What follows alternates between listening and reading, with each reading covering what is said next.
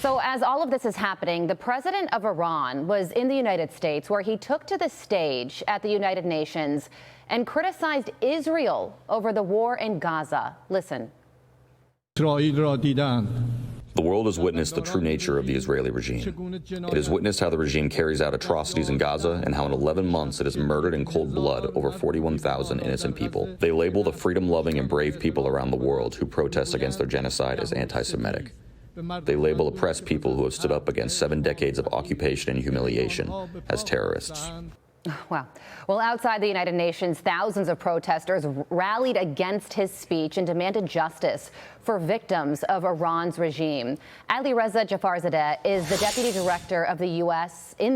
for the National Council of Resistance of Iran and the author of The Iran Threat. He also worked to expose the major nuclear sites in Iran in 2002, which triggered the inspection of those Iranian nuclear sites. He joins us now. It's great to have you. You're such an impressive person. And I want to talk to you about this speech yesterday from Iran's new president, who just entered office after the former president, Ibrahim Raisi, was killed in that helicopter crash.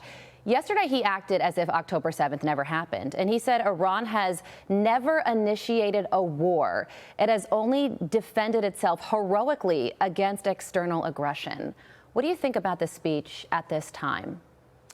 Well, who's going to listen to the Ayatollahs that have been repeating the same rhetoric for the past 4 decades? At the same time that they have been labeled by the international community, including the United States, as the world's leading state sponsor of terrorism. Look at all the chaos around the world. The Iran regime is right there at the epicenter of that. The world has seen, especially over the past few months, that the head of the snake of war and terror lies in Tehran. And of course, the regime kills people, boasts about human rights, wages the most terror attacks, and has all these proxies around the world, while putting the blame on everybody else, taking people hostage and seeking actually concessions. So that's the language. And, every 4 years, the Iran regime's president come to the UN and repeat the same rhetoric, whether they're labeled as moderates or radicals, it would make no difference. I think the world has to look at the other side, which is the people of Iran.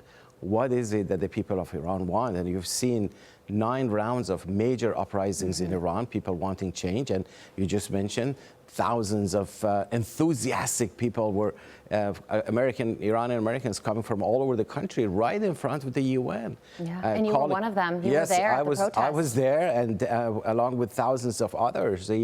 The level of enthusiasm was really impressive. You saw people from all ages, and they had 3 distinct messages. First, Pezeshkian is not the representative of the people of Iran. Right. He only represents Khamenei and the regime and the mass murder. Yeah.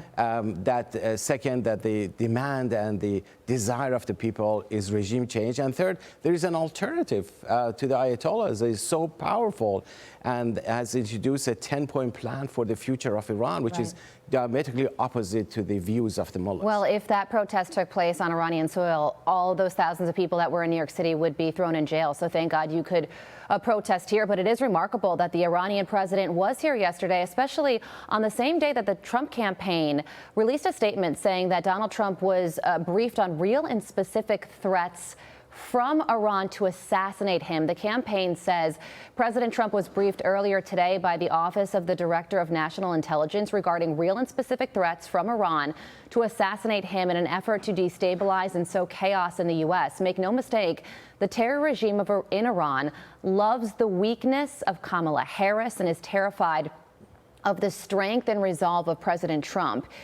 He will let nothing stop him or get in his way to fight for the American people. So there's a political statement in there and a real threat that both sides of the aisle would agree with. What do you think about that?